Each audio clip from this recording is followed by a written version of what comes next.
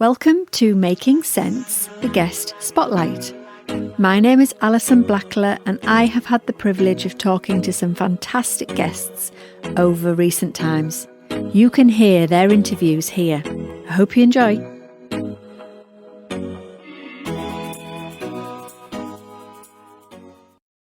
So I am delighted to be joined today by Christine Handy, and I would like her to introduce herself because she is a lady who has got lots of skills and lots of tools in her toolbox. I think it's more a lady who does not have much of a social life. I just do a lot of work. I am an author. I wrote a book called Walk Beside Me, which is being turned into a film right now. I am a motivational speaker. I am a model. I've been a model since I was 11 years old, so 40 years. I am a mother of 2 sons. I am a mentor to breast cancer patients. I'm a nationally recognized humanitarian for the work that I do. And I do go to school. I'm getting my master's degree at Harvard currently. Wow. And you are obviously not in the UK. You are over in Florida. I'm in the United States in sunny Florida. Nice. Well, it's very lovely to have you here on our little show here called Making Sense. And the show is very much around how we can share ideas, stories to inspire, but also to resonate with people. I like it that we can come on and be real people. And I know you've got a great story to tell. So please tell us a little bit more about you. So I'll go back to the modeling. I started modeling when I was a child and became very, very dependent on the external, my external value, my external worth, what people saw, right? It wasn't so much focused on what was inside and what I was sharing. It was what I looked like, and it was very transactional. And to be honest with you, I just thought that's how the world worked. You know, if you do this for me, I'll do this for you. And that's how we live our lives. Well, when I started to get sick, I had 3 major life-altering illnesses. When I started to get ill, I started to really question whether my position in society, my worth in society was really what mattered. And after being diagnosed with cancer and starting to go through chemotherapy, and my facade, right, my blonde hair and my beauty was stolen or taken away, I really had to look inside and say to myself, well, okay, that didn't matter. That had nothing to do with your value. And so really, who are you and what matters? And so I just started to kind of wash away all the false idols that I'd been dependent on. I was dependent on my workout. I was dependent on a number on the scale. I was dependent on who my friends were. I was dependent on the address that I lived in. You know, all these things that seemingly at a young age, or you know, you put your weight into, don't matter at all. Because, you know, all of those things can be taken away. Anything that can be taken away, you shouldn't put your value in. And so I rebuilt my life after chemotherapy on things that really mattered. You know, we use things, not people. There is no U-Haul behind the hearse. You cannot take it with you. So why does it have so much value in this world?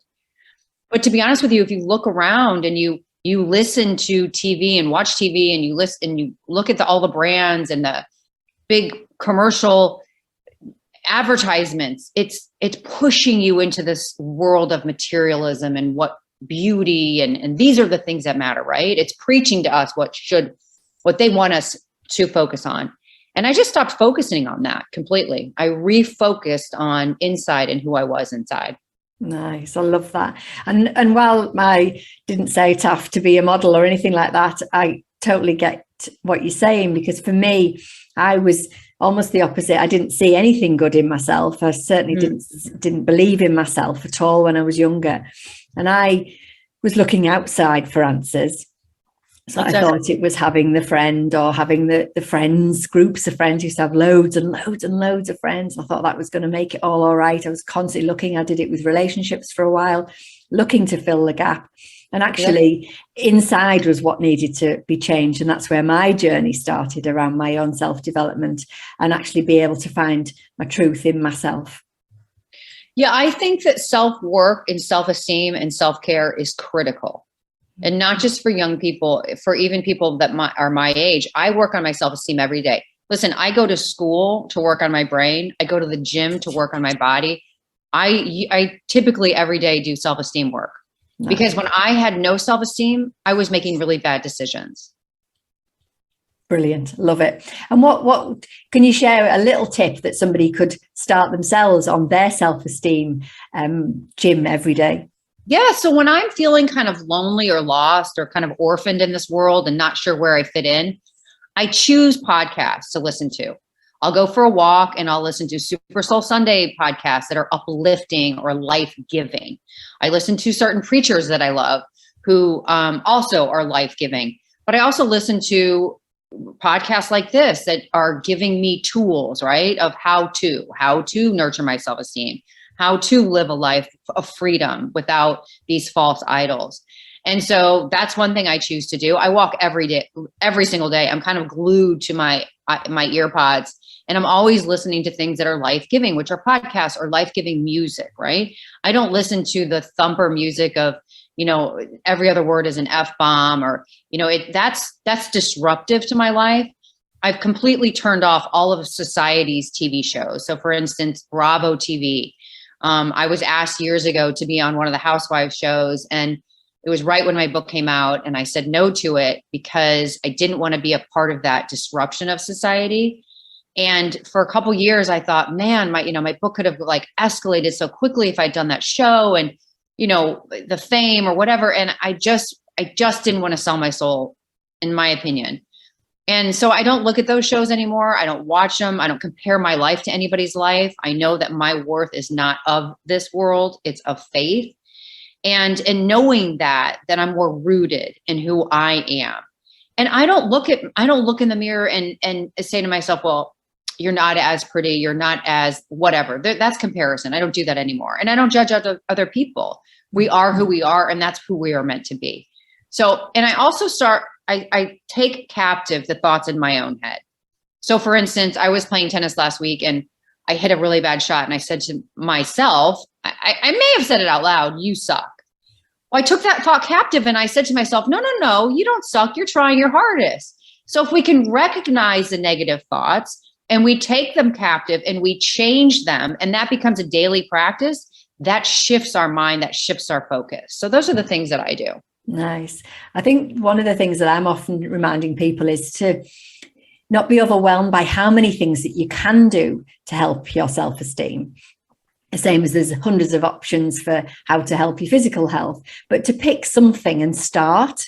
Because I think so many people out there know that they could be happier, could feel better about themselves, could have better self-worth, but they don't know where to start.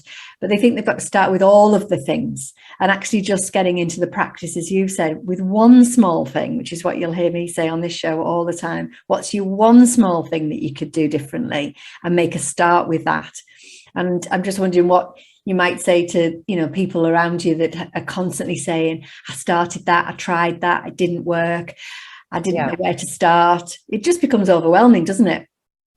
I think we have an obligation to ourselves to put reminders up. So I have friends that put on their calendar at 4:00 every day. There's a little alarm that goes off on their phone that says, you are worthy. And it's their daily reminder that they are worthy.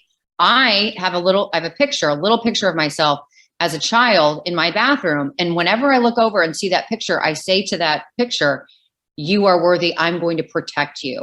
Now, if I didn't have that picture there, and if I didn't have these reminders on my phone, and if I didn't have the little sticky notes that I put up that have these self-affirmations, then I would probably get out of the habit of self-care, right? But if we invest in the time to do those tiny little things, and we're not even having to write things down, we're just looking in a direction in our house that it's up in. And that can reset your brain. That can reset your morning. Listen, during COVID, when I had the TV on and the news on and I was sitting at my laptop working and we really couldn't go out, versus sitting on my laptop working and listening to an enriching podcast in the background, my days were totally different. One was filled with fear and the other was filled with hope. Choose hope. Definitely. I think that is it seems so simple, and yet we are often so cluttered with all of the other things. And I think something else that I want to come back to that you said, which is so important to remember, is that self-talk.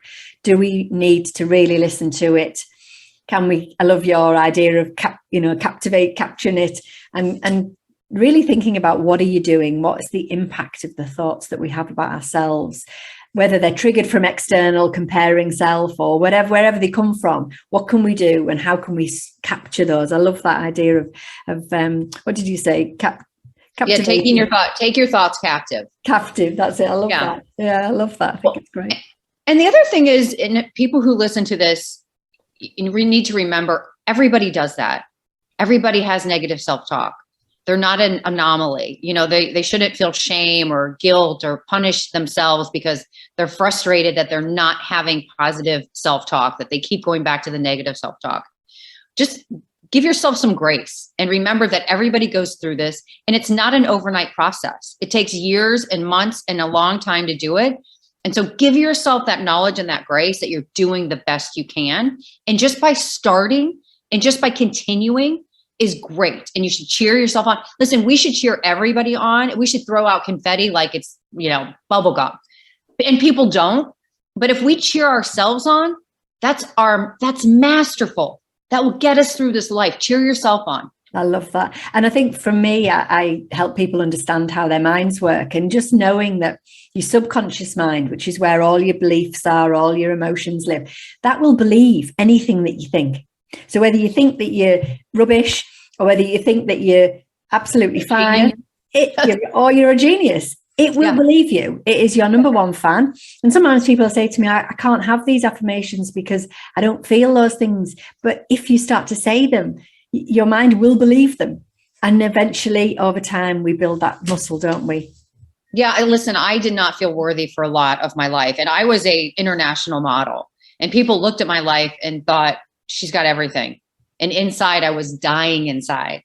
And so we can't look at other people and go, oh, well, she just has everything. She's confident. Because I got to tell you, the models that I worked with had very low self-esteem. Mm-hmm. But it's our job to nurture them.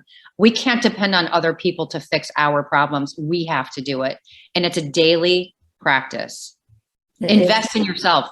Yeah. And I love that reminder of it's a daily practice in itself. Is that every day you have to keep going at it. Like you say, you and I have probably fairly well practiced at some of this, but we still have to keep it going. The mind can have you believing at any second, any moment that I've not got that right and somebody's going to be unhappy with me, etc. And so many people do struggle with that kind of thought process. Yeah. I mean, listen, self-doubt was my roommate for so long. I just couldn't get rid of the self-doubt. I was like, get out of my room, get out of my head. And it just would not go away. Yes. So I know that paralysis of feeling like it won't change, but it will change. It will change. Just it's that governance. It's that constant. You need to change it. Take those thoughts captive. It will change. But I think something that's so powerful hearing you say this today is we are all in this together. No one is alone. The amount of people who say to me, gosh, I didn't realize that other people would be thinking like me, just to feel that in itself, to feel we are in this and everyone can feel the same. Like you said, everyone has some self-talk, some negative talk, and the skill is how you manage it. That's why it's so critical to listen to podcasts like this versus podcasts that are, kind of e-news entertainment or about celebrities and about all their accolades and everything that they've done and how many followers they have. If you want to listen to that, your self-esteem is going to be shredded. Listen to podcasts that are uplifting and giving you tools to work on your self-esteem. Then you're going to feel more full inside, and you're going to have cheerleaders that you don't even know that are cheering you on. Definitely. And I always say to people, I've just been working with a client now, let's think about who your new troop is. These don't have to be actually your friends. They can just be people who you're listening to, people who you're connecting with, people who've got something that is worth listening to. And it can be people on social media. It can be people who you meet on Instagram or Facebook or TikTok or whatever your pleasure is, Pinterest. But follow people that, again, are life-giving and uplifting. Don't follow people that are just showing the perfect highlight reel, right? That's unattainable. Nobody has a perfect life. But if you're following people that are just showing the good parts of their life, don't follow those people because it's just going to make you feel less than. Yeah. And the brain will auto do that, won't it, if we're not keeping Yes. Yeah, it's not even in your control. Yeah. Oh, what's your last little bit to share that you'd like to share with everyone that's listening today? I think one of the biggest lessons I've learned was to walk in grace with myself and to give myself the kindness that I throw off to other people. Just walk in grace with yourself. I love that. I always call it be your own best friend, but I like the way you've described it. So if people wanted to find you, connect with you, where would they find you? I do have a website called christinehandy.com, or you can find me on Instagram at christinehandy1, or Facebook or LinkedIn or Pinterest, or just Google Christine Handy. There's a lot of information out there, and I would love to hear from you. Yeah, well, I think we've all hopefully been inspired to connect with people like you who've got that wonderful energy. Thank you so much for coming on and having a chat with us today. Thank you.